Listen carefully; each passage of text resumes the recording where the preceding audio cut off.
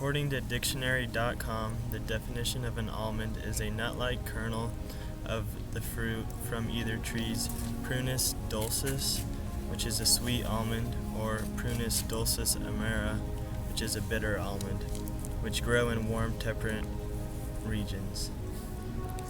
Oxford Dictionary's definition describes more of what an almond looks like rather than where it grows.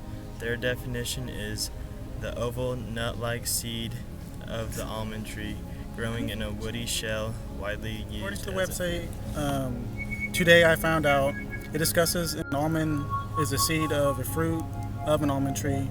This tree bears fruits with small stone-like seeds within. Fruits with these characteristics are called drupes. A drupe is a fruit that has an outer flesh-like part surrounding the shell and containing a seed. Other drupes include fruits from walnut trees and coconut trees. An example of a true nut would be an acorn or a chestnut.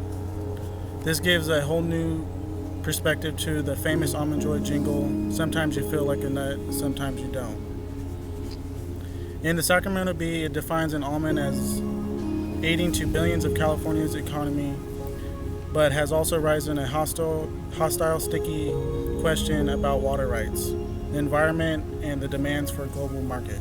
When most of us think of an almond, we think of the nut that they just described, but also the health benefits. They're an optimum source of nutrients. They contain 3.5 grams of fiber, 6 grams of protein, 6 grams of fat, and high in vitamin E, which protects our cell membranes from damage and reduces hunger throughout the day.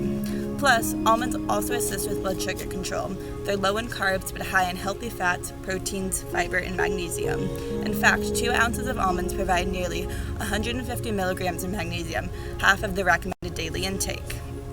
Also, the phosphorus in almonds help build strong bones and teeth.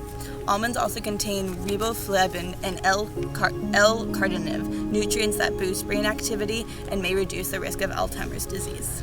Though we just talked about the pros of what almonds actually give to people, the environmental cons of the almond is actually pretty big. Each almond takes about 1.1 gallons of water.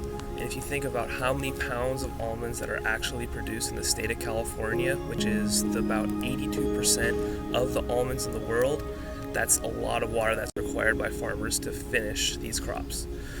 With the water needed for these crops being so high and the fact that California's been in a drought for so many years, our rivers are getting depleted and farmers are requiring more and more water to keep up with demand.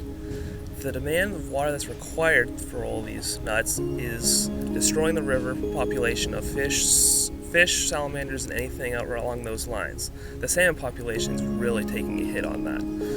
The next thing is the fact that bee colonies are required to actually pollinate all of the almonds. In California alone, for the almond growers, it takes about 60% of all the bee colonies in the United States.